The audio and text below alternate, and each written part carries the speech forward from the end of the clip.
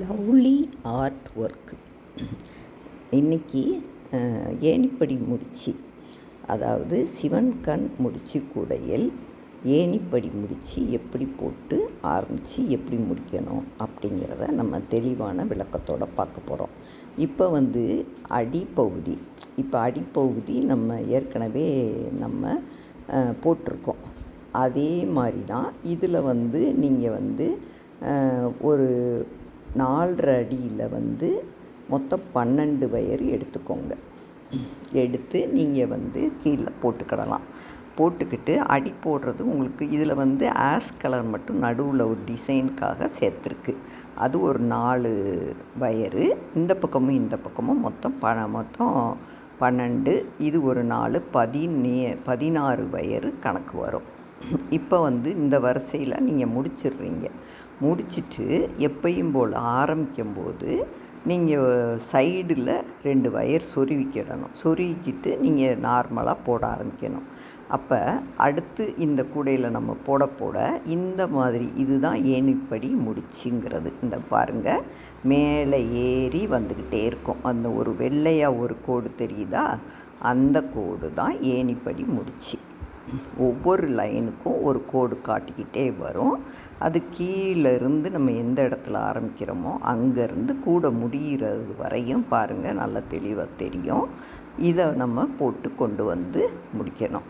இது எல்லாத்துலேயும் கிட்டத்தட்ட ஒரே மாதிரி தான். ஆனால் இதில் சிவன்கண் குடையில் நம்ம போட ஆரம்பிக்கும்போது 3ஆவது வயர்லேருந்து நம்ம போட ஆரம்பிக்கணும். அப்போ எந்த வயரில் நம்ம போட ஆரம்பித்தாலும் அந்த ஆரம்பிக்கிற வயர் நம்ம சாதா முடிச்சு தான் போடணும். சாதா முடிச்சு போட்டு நம்ம ஆரம்பித்து நம்ம ஒரு ரவுண்டு முடித்து கொண்டு வர்றோம் இல்லையா. சிவன்கண்ணுக்கு ஒரு சாதா ஒரு சிவன்கண் இப்படி நம்ம கொண்டு வந்த பிறகு இப்போ இங்கே ஆரம்பித்த இடம் இருக்குது, முடித்த இடமும் இருக்குது. ரன்னிங் வயரு இருக்குது. இப்போ இந்த ரன்னிங் வயரை என்ன செய்யணும்னா மேலே உடி மடித்து பின்புறம் கொண்டு போயிடணும். இந்த பாருங்கள், இந்த மாதிரி இதுதான் கடைசியாக முடித்தது சிவன் கண்ணில் முடிச்சிருப்போம். முடித்து அந்த வயரை இப்படி மடக்கி பின்னாடி கொண்டு போய் வளைச்சி இந்த மாதிரி பிடிக்கணும். பாருங்கள், நல்லா பார்த்துக்கோங்க. பிடிச்சிக்கிட்டு அடுத்து இதுக்கு முந்தி ஆரம்பிச்சிருப்போம் இல்லையா, அது சாதாவாக தான் இருக்கும். அதை லேசாக பின்னாடி தள்ளி விடணும். அந்த மேலே இருக்கிற வயரை தள்ளி பிறகு திருப்பி அமுக்கி விட்டோம்னா அந்த மேலே இப்போ நம்ம ஆரம்பித்த இடத்துல ஒரு வயர் கிடைக்கும். இந்த வயர் தூக்கிக்கிட்டு வரும். அதுக்குள்ளே நம்ம இந்த வயரை சொருவணும். ஏற்கனவே மடித்து வச்சுருக்கோம். இதை உள்ள உடி எஸ் வடிவத்தில் கொண்டு வந்துட்டு இதை உள்ள உடி சொருகிட்டு நீங்கள் ஏற்கனவே ஒரு வயர் நீட்டிக்கிட்டு இருக்கோம் இல்லையா, நம்ம அந்த போட்ட வயரு, அந்த வயரை நம்ம மேலே உள்ள உடி சொருகி அந்த உள்ளே விட்டதுக்குள்ளேயே உள்ள சொருகி அந்த பாருங்கள் இந்த மாதிரி இழுத்து விடணும். நல்லா பார்த்துக்கோங்க. இழுத்துட்டு அதுக்கடுத்து அந்த சைடு வயரையும், அது ஆரம்பித்தவர் ரன்னிங் வயரு, அந்த வயரையும் பிடிச்சி இழுக்கணும். இழுத்திங்கன்னா இப்போ ஒரு சிவன் கண் கிடச்சிரும். இப்போ 2ம் ஜாயிண்ட் ஆயிடுச்சு. இப்போ பாருங்கள், நம்ம எங்கே ஆரம்பித்தோன்னு தெரியாது, எங்கே முடித்தோன்னு தெரியாது. இந்த மாதிரி முடிஞ்சிடும். இதே மாதிரி இப்போ அதுக்கு அடுத்து எப்படி போடுறோன்னு பாருங்கள். இப்போ அந்த ரன்னிங் வயர் பின்னாடி இருக்கு இல்லையா, அதை அப்படி பின்னாடி கொண்டு இப்போ நல்லா பார்த்துக்கோங்க. ஏணிப்படி நல்லா கரெக்டாக தெரியும். இப்போ நம்ம இருந்தது இப்போ கடைசியாக மேலே கொண்டு வந்திருக்கோம். இது ஃபஸ்ட்டு ஆரம்பத்துலேருந்து இதே மாதிரி தான் போடணும். அதாவது ஆரம்பிக்கும்போது 4ஆவது வயரில் நீங்கள் ஆரம்பித்து 3ஆவது வயரில் ஆரம்பித்து நீங்கள் சாதா போடணும், அடுத்து சிவன் கண் போடணும். இப்படியே நீங்கள் போட்டு வந்தீங்கன்னா முடிக்கும்போது இதே மாதிரி வரும். நீங்கள் ஒரு லைன் ஒவ்வொரு லைன் போடும்போதும் நீங்கள் இதே மாதிரி தான் முடிக்கணும். அதாவது ஆரம்பிக்கிற வயர் தூக்கலாக வரும், அது சாதா வரும். அடுத்து நீங்கள் முடிக்கும்போது சிவன் கண் போடுற மாதிரி இருக்கும்.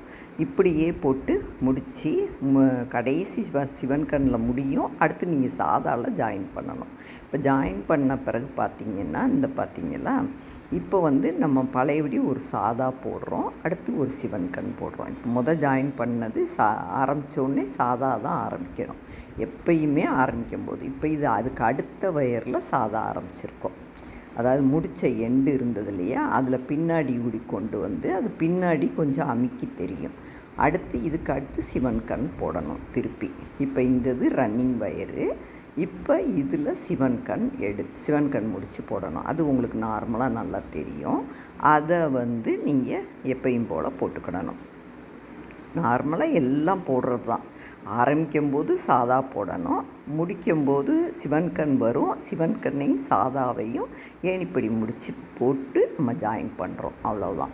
இது மாதிரி ஒவ்வொரு வரிசைக்கும் நம்ம போட்டு இதில் உயரத்துக்கு நீங்கள் எவ்வளோ தேவையோ அது ஒயர் இருக்கிற வரையும் நீங்கள் நார்மலாக எல்லாத்துலேயுமே உயரத்துக்கு ஒரு 12-15க்குள்ளே போடலாம். சின்ன கூடைங்கிறனால இது கூட அழகாக இருக்கும். அகலம் வந்து இப்போ நான் இதில் கொஞ்சம் கூட போட்டிருக்கேன். உங்களுக்கு தேவையில்லைன்னா அகலத்தை நீங்கள் குறைச்சிக்கலாம். நான் இதில் 10 போட்டிருக்கேன். நீங்கள் 8 போட்டிங்கன்னா சாதாரணமாக சின்னதாகவே கொஞ்சம் அகலம் கம்மியாக வரும்.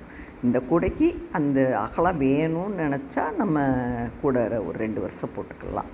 அடுத்து வரிசையாக இதே தான் போட்டுக்கிட்டே வரணும். போட்டு முடித்த பிறகு மேலே வந்து எப்பயும் சொருகிற மாதிரி தான் 3வது வயரில் நீங்கள் சொருகணும். ஆனால் நார்மலாக சொருகிற மாதிரி வராது. இது வந்து கொஞ்சம் கிராஸாக ஒன்று இந்த பக்கம் ஒன்று அந்த பக்கம் இருக்கும். நீங்கள் கிராஸாக உள்ளே விட்டு அப்படி கொண்டு போயிடணும். எல்லா வயரையும் அதே மாதிரி சொருகி முடிச்சுட்டு அதுக்கு பிறகு நீங்கள் கைப்பிடி போடணும். கைப்பிடி இதில் போடுறது தனியாக சொல்லி கொடுத்துருக்கேன். ஆனால் இதில் வந்து டபுள் கைப்பிடியாக போட்டிருக்கேன். இது வித்தியாசமாக இருக்கும், நல்லாயிருக்கும். இது தனியாக சொல்லித்தரேன் நான்.